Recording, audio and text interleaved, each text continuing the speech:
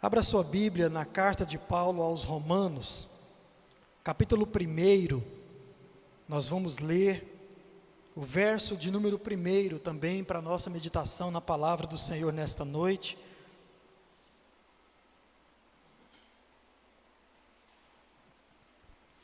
Romanos capítulo 1, verso de número 1.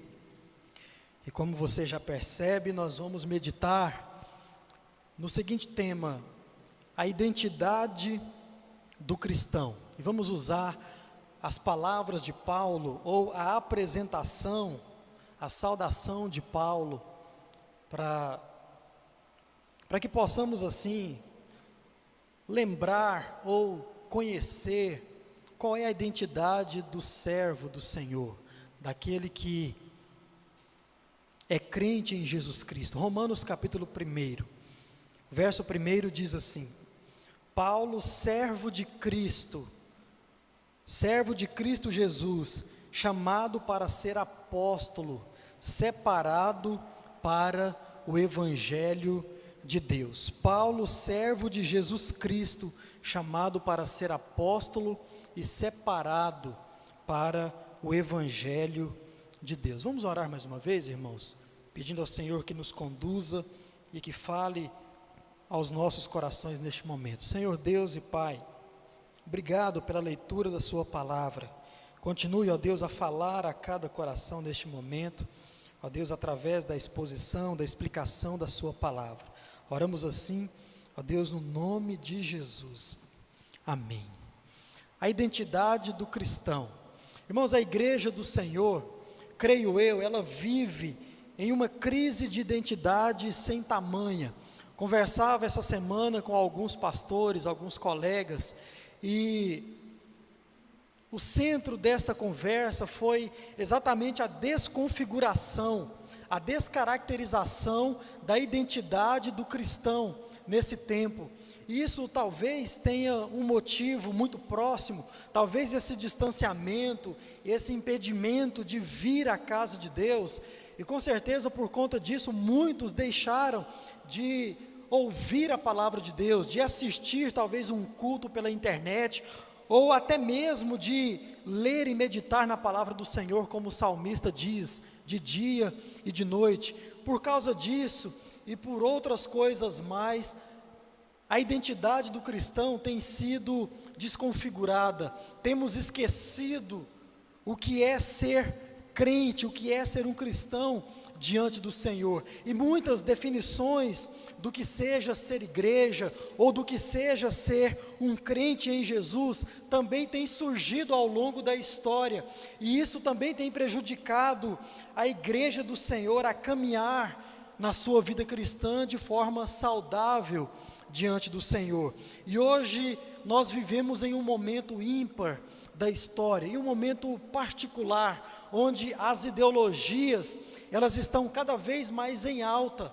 Nós estamos passando por isso, onde aquilo que se acredita ser, vem tão somente do próprio indivíduo, do próprio ser humano. Você é hoje, nessa nossa sociedade contemporânea, quem você diz que você é.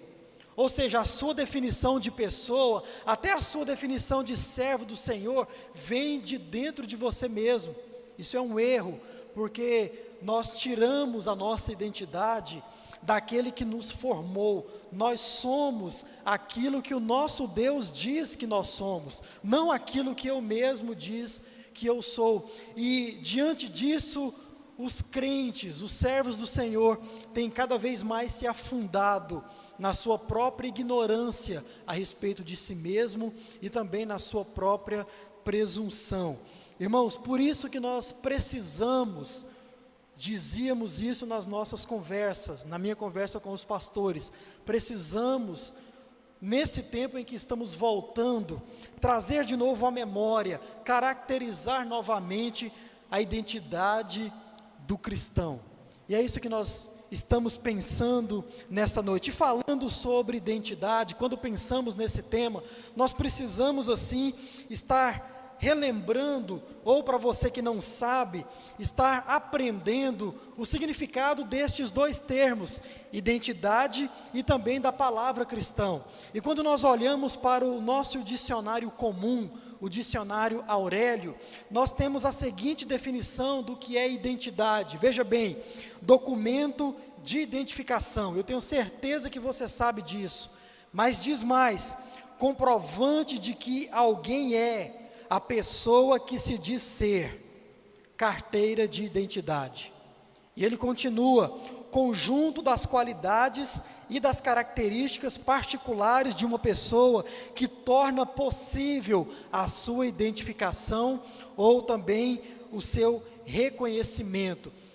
Identidade é isso, é um documento para o qual você olha e a partir dele, ali está escrito quem você é. A partir dele você pode se identificar ou para outra pessoa ou para um órgão.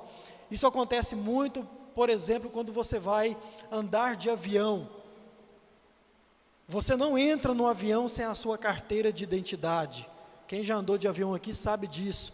Você precisa estar com ela em mãos e a sua passagem, porque a pessoa que está ali, ela vai pegar a sua passagem e a sua carteira de identidade, e ela então vai olhar para os dois, e olhar para o seu rosto, e ver se você é quem aquela passagem diz que você é. Eu fui fazer uma reserva de uma passagem aérea para um cunhado meu, o ano passado, e ao fazer essa reserva, eu digitei o nome dele de forma errada. Eu fiquei muito preocupado com isso, porque em plena lua de mel, ele não poderia viajar, porque, como disse, ele não ia poder entrar no avião, porque o nome dele estava errado naquela passagem. Eu então, preocupado com isso, liguei para a companhia aérea e expliquei a situação, e a moça foi muito clara: olha, meu senhor, é o seguinte, se o nome que está na passagem não for o mesmo da identidade, ele não embarca. E isso então me preocupou demais, porque como agora que eu vou fazer? O meu cunhado não vai poder ir para a lua de mel, porque eu digitei o nome errado. Para você ver tamanha importância da sua identidade. Quando você então faz esse link com a sua vida cristã, isso tem um peso muito maior, com certeza. Graças a Deus eu consegui resolver esse problema, e hoje o nome dele está correto. Quando ele for viajar, ele vai poder embarcar. Isso é identidade, é aquilo que mostra de fato aquele que você diz ser. Cristão, quando nós olhamos para alguns dicionários bíblicos, alguns dicionários de teologia, nós temos algumas definições do que seja ser um cristão. Por exemplo, aquele que pertence ou se dedica a Cristo. Esse é o cristão, aquele que pertence e se dedica a Cristo, e mais, ele é formado por Cristo. O cristão, ele é formado a partir de Cristo. Outro dicionário diz o seguinte a partir do cristão, acerca do cristão: aquele que vive em conformidade com os ensinamentos de Cristo. E ele continua: não basta apenas crer em Cristo para ser um cristão, é necessário, antes de mais nada, pôr em prática os mandamentos ensinados, deixados por Cristo. Esse é o cristão. Então, irmãos, nós já podemos aqui aprender algumas coisas. Por exemplo, quando você olha para o seu documento de identidade como cristão, que é a palavra de Deus, que é a Bíblia Sagrada, você consegue identificar nela a sua identidade?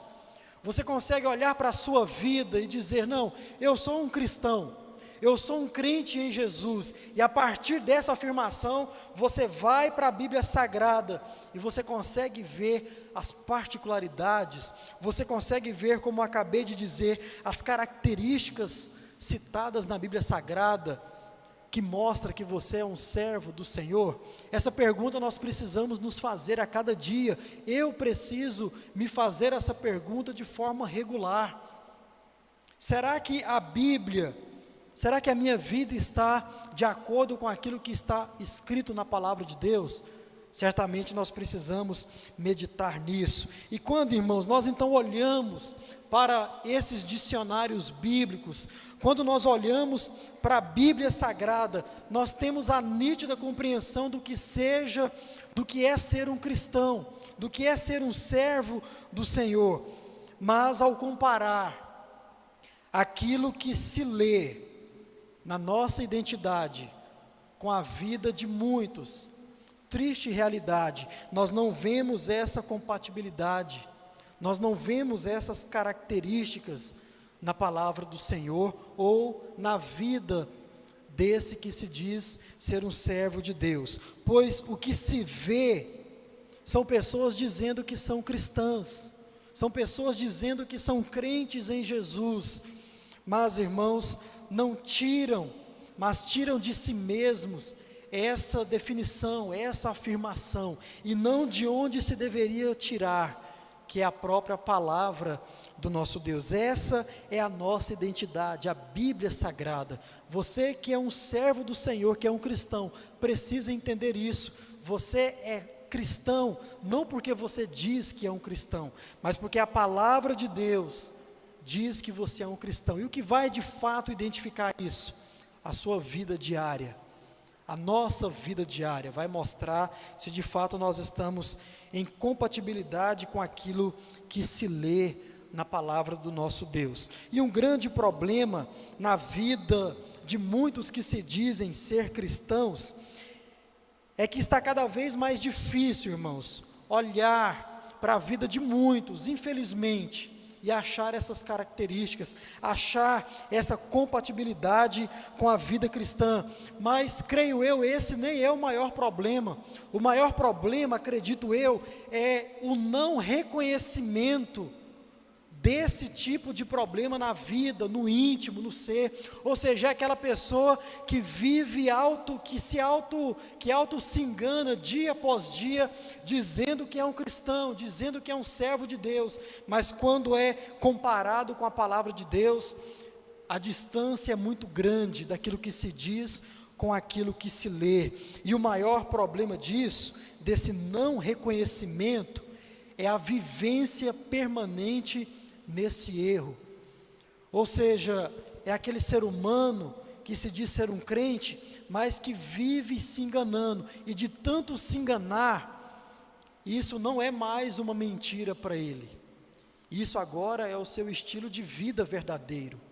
E essa é uma triste realidade, pessoas que vivem uma mentira de vida cristã, mas que a despeito disso, estão cientes de que são servos do Senhor.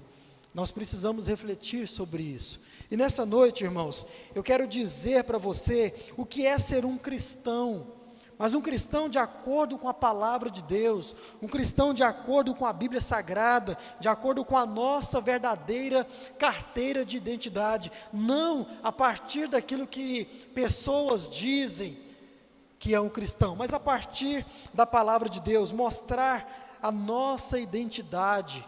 Quero trazer a memória daqueles que talvez se esqueceram, ou talvez daqueles que nem sequer jamais aprenderam o que é ser um cristão de verdade.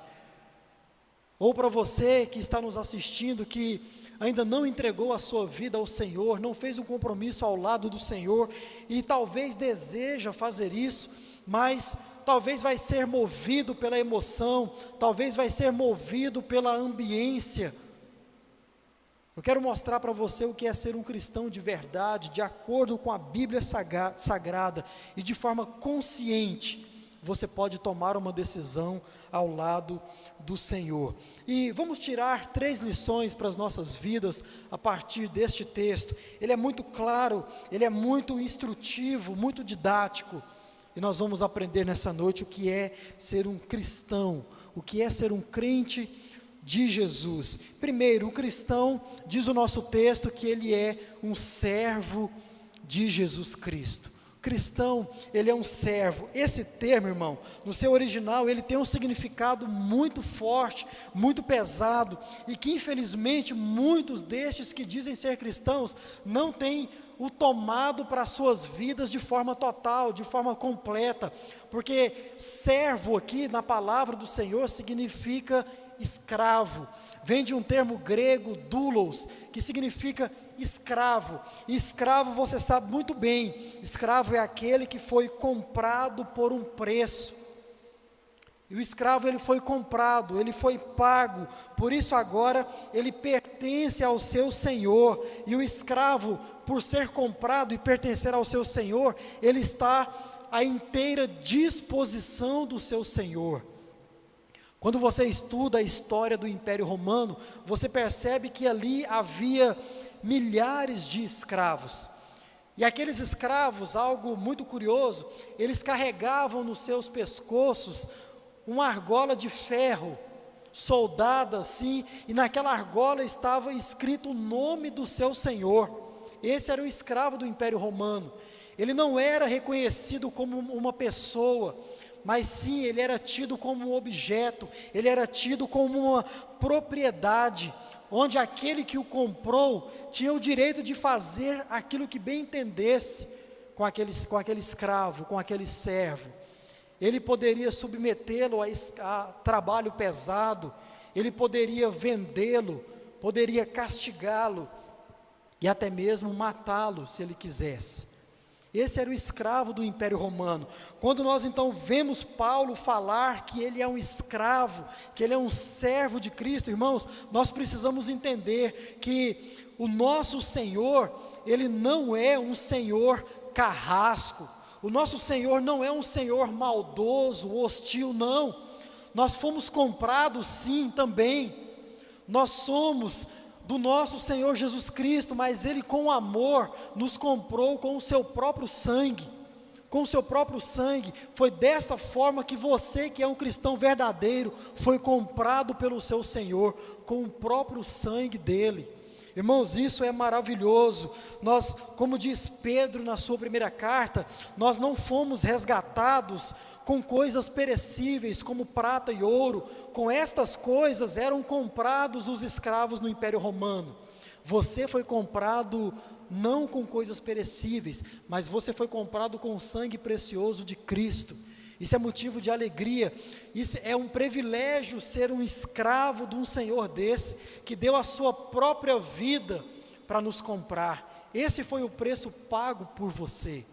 E é por isso, irmãos, que nós devemos a nossa vida ao nosso Senhor, aquele que nos comprou. Por isso que nós hoje nos submetemos a esse Jesus, porque com amor Ele deu a sua própria vida para nos resgatar, como continua dizendo Pedro, nos resgatar da nossa vã maneira de viver. Éramos escravos do pecado. Agora, aquilo que aconteceu diante da sua conversão foi a mudança de Senhor. Antes você era escravo do pecado, hoje você é um servo do Deus vivo e verdadeiro, comprado e pago pelo precioso sangue de Jesus. Por isso que o cristão verdadeiro, ele está sempre pronto a fazer a vontade daquele que o comprou, daquele que o pagou com o seu precioso sangue, porque ele é um servo fiel. Irmãos, o verdadeiro cristão, aquele que foi resgatado, comprado por bom preço, ele não vive a sua vida achando que pode fazer dela o que bem entender. Esse não é o cristão verdadeiro. Mas o cristão verdadeiro é aquele que, dia após dia, sempre, ele procura a vontade daquele que o comprou, a vontade de Jesus. E você não precisa ter medo ao fazer a vontade daquele que é o seu Senhor, porque diz a palavra que a vontade de Deus para as nossas vidas, ela é boa, perfeita e agradável. Por isso que o servo do Senhor, ele está sempre pronto a fazer a vontade do Senhor. O verdadeiro cristão, aquele que é servo, ele não mais é refém da sua própria sabedoria, ele não mais é refém do seu próprio pecado, mas ele busca servir sempre a Deus, porque o Senhor o comprou pelo bom preço. Como disse, o nosso Senhor não é carrasco, nosso Senhor não é maldoso, o nosso Senhor, Ele nos comprou, deu a sua própria vida, e com o seu sangue pagou a cada um de nós. Não dá para querer ser um cristão verdadeiro, assim como a palavra de Deus diz, e querer fazer a sua própria vontade. Isso não existe, porque o escravo ele tem um senhor. Não dá para querer ser um cristão verdadeiro e não querer ficar debaixo da vontade soberana do Senhor. Isso é incompatível com a palavra de Deus, com a nossa carteira de identidade. Irmãos, eu, você, todos nós que dizemos ser servos do Senhor, precisamos entender de uma vez por todas, nós somos escravos do Senhor Jesus, esse Senhor que com amor nos comprou e nos pagou por bom preço. Uma outra lição que esse texto nos mostra, a partir desse tema, a identidade do cristão, é que o cristão, ele também é chamado por Jesus. Diz o nosso texto, Paulo é chamado para ser apóstolo.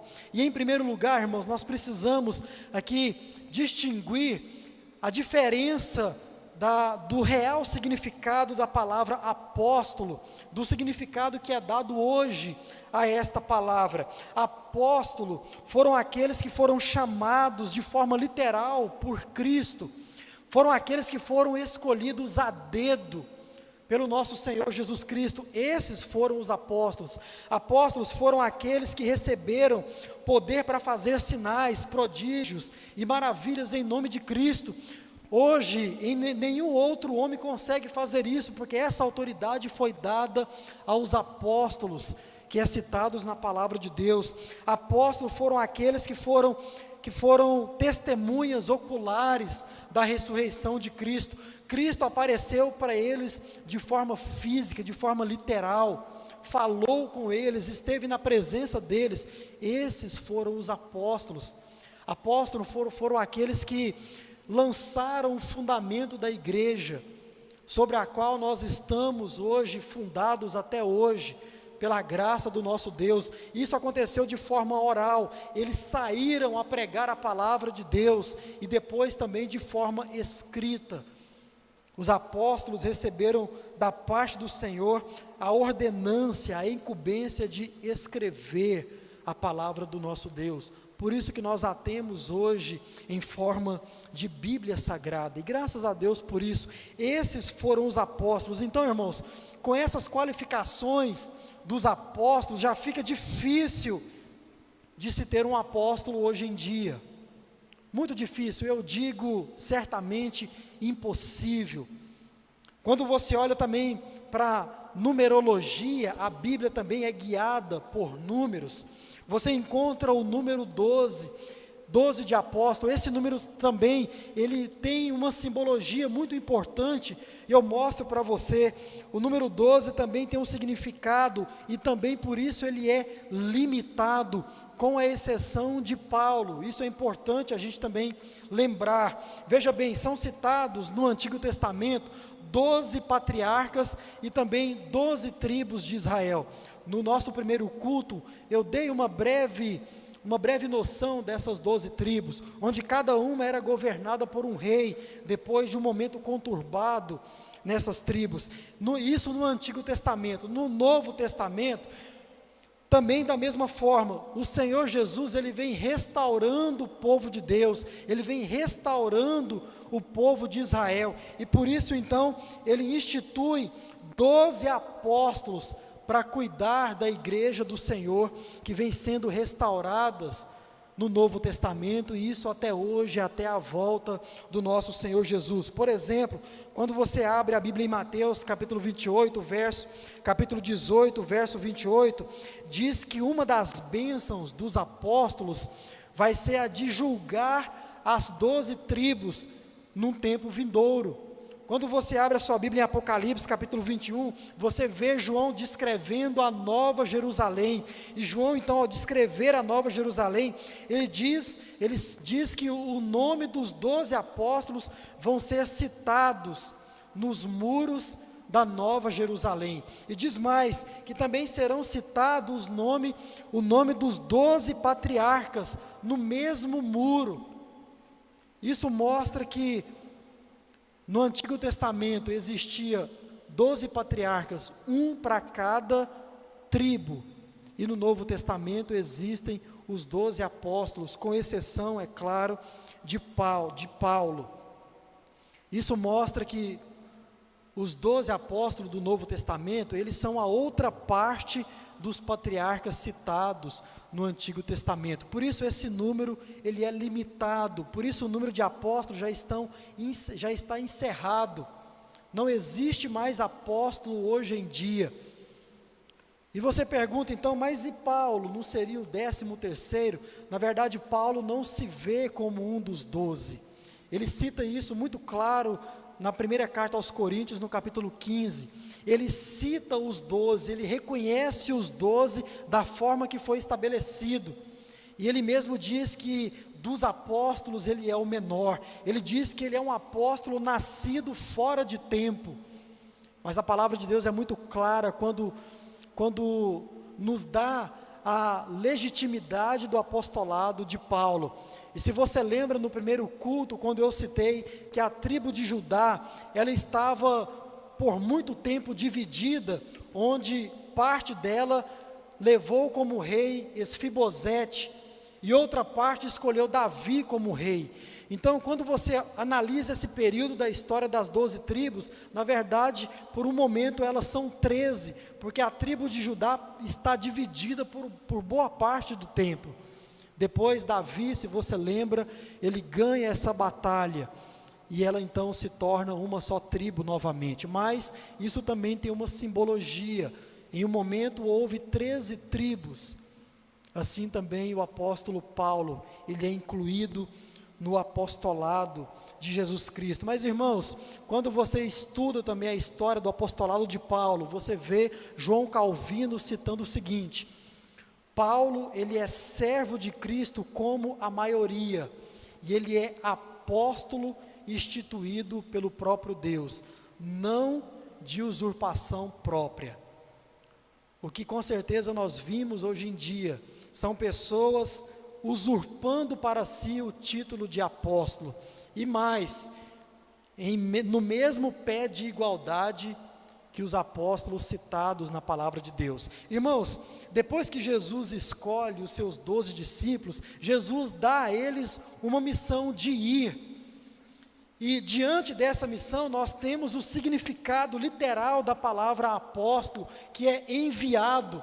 O apóstolo nada mais é do que enviado. E talvez você esteja pensando, mas muitas pessoas são enviadas a pregar a palavra de Deus, todas são apóstolos?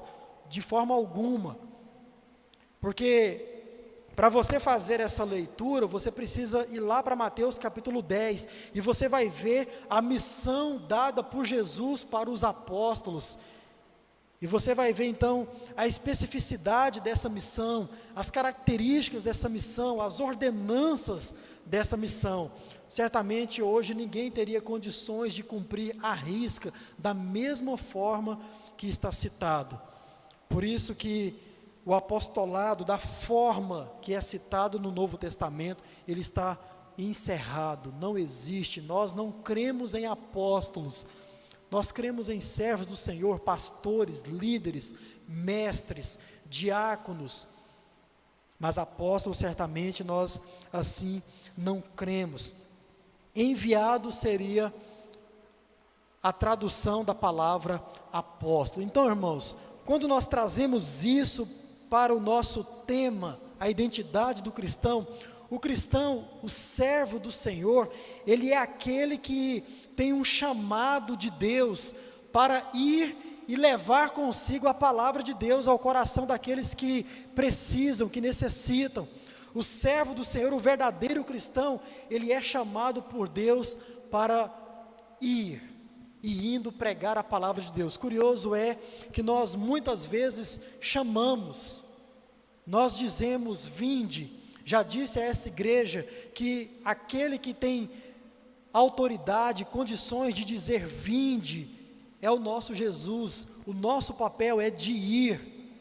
Hoje, um enviado, um apóstolo seria um missionário, aquele que vai e prega a palavra de Deus para um povo não alcançado. Hoje um enviado seria aquele que vai e ele traduz a palavra de Deus para a língua daquele povo, se esse for o caso.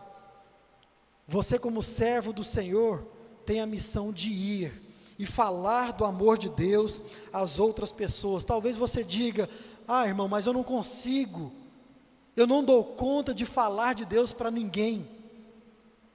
E com certeza muitos dizem isso, mas o verdadeiro cristão não. Conversava com um amigo essa semana, e no meio da nossa conversa eu fiz um convite a ele. Falei: irmão, vem aqui um dia trazer a palavra de Deus para nós, vem pregar aqui aos nossos corações. E ele então disse: não, eu não dou conta, eu não consigo, eu preciso estudar mais, preciso me preparar mais, e agora com a transmissão ao vivo, isso fica mais intimidador, e fica mesmo. Então ele disse tudo isso, mas irmãos, no final da nossa conversa, sabe o que ele disse? Ele falou: Johnny, pode marcar, eu vou, vamos organizar, que eu vou. Sabe por que ele falou isso, irmãos? Porque aquele que é servo, aquele que sabe que tem um Senhor, ele sabe que tem um chamado, ele sabe que a despeito das suas limitações, a despeito dos seus pecados, ele precisa obedecer à ordem do Mestre, ele precisa obedecer à ordem do seu Senhor e ir. Por isso que ele disse: pode marcar que eu vou, mesmo diante das minhas limitações, das minhas debilidades, eu vou. E assim nós precisamos fazer. Você conhece a sua limitação, você conhece a sua fragilidade, assim como muitos profetas no Antigo Testamento também tinham muitas limitações, mas eles atenderam o chamado de Deus. Vem Paulo e nos diz nessa noite: o verdadeiro cristão, ele sabe que tem um chamado, e por ser um servo, ele sempre obedece a esse chamado. Por fim, nós aprendemos nesse texto que ser cristão é ser também separado para o Evangelho de Deus.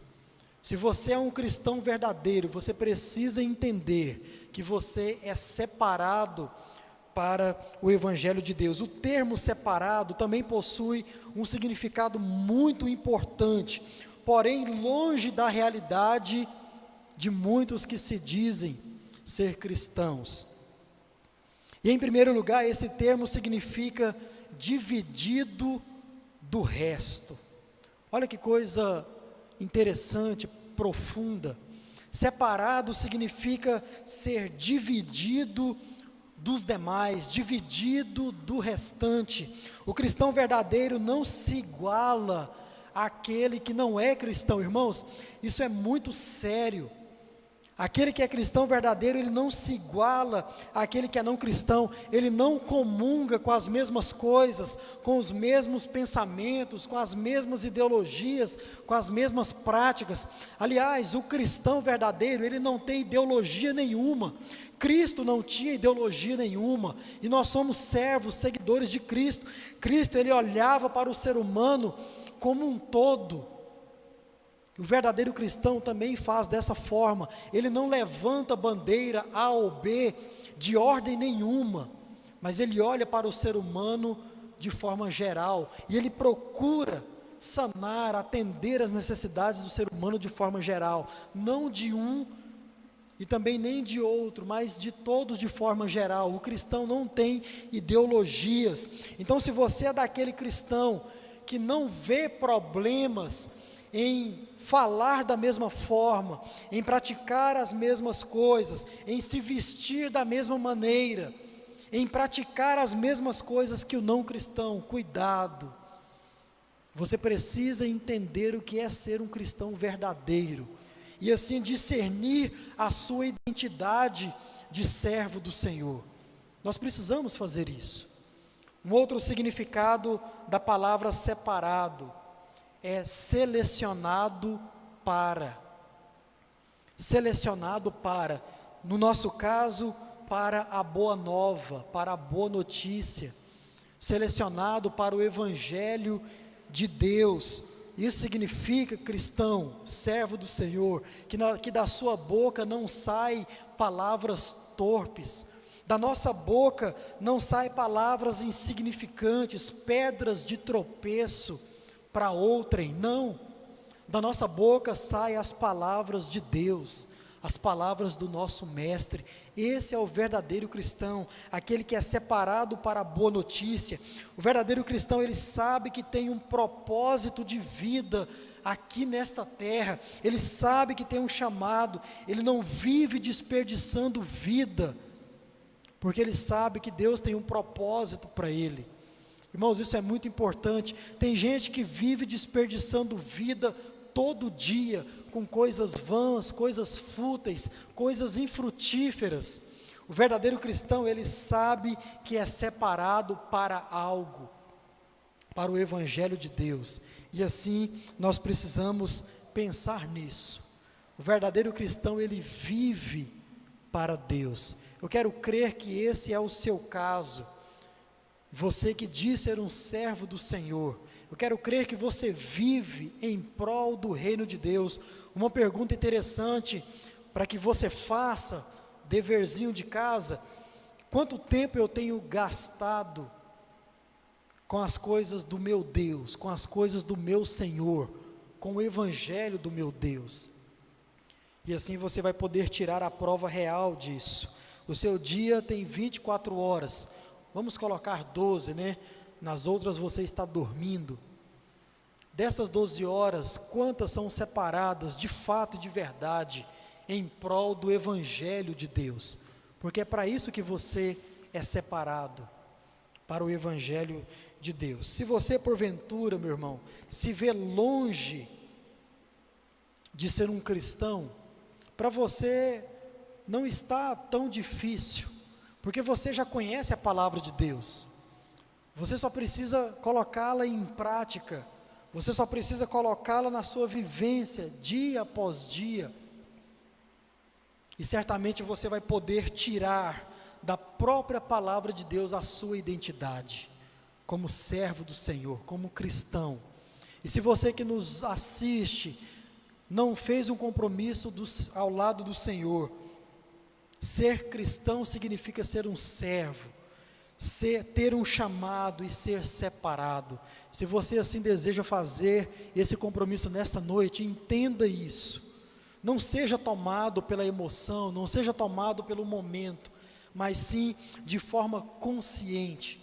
Eu tenho certeza que Deus vai transformar a sua vida, e através da sua vida, transformar outras vidas. Essa é a vontade do nosso Deus para a vida daqueles que se dizem ser cristãos. Que esse possa ser, assim, a nossa vida, que essa possa ser a nossa vida, viver em prol do reino do nosso Deus. Amém, irmãos?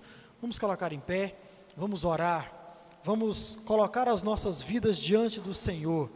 E se você se vê nessa condição: Senhor, eu estou longe daquilo que eu aprendi nessa noite, como diz, para você não está difícil. Peça para o Senhor que Ele te dê condições de colocar a sua palavra em prática, e que sempre, Hernandes Dias Lopes diz que a palavra de Deus, ela é um espelho que reflete a nossa verdadeira identidade, verdadeira, não aquela que você diz, não aquela que você conta aí afora para os seus amigos, para a sua família, não. A palavra de Deus mostra a nossa verdadeira identidade, porque ela é um espelho. Então vamos pedir ao Senhor: Senhor, me dê condições de viver aquilo que está escrito na sua palavra, me dê condições de, ao olhar para a sua palavra, me ver nela de forma verdadeira e saudável, como um cristão de verdade. A palavra do Senhor diz que a palavra dele não volta vazia.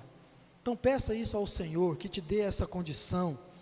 Senhor Deus e Pai, obrigado pela sua palavra, pelas orientações, pelos ensinamentos, pela realidade com que o Senhor trata, ó Deus, as nossas vidas dia após dia.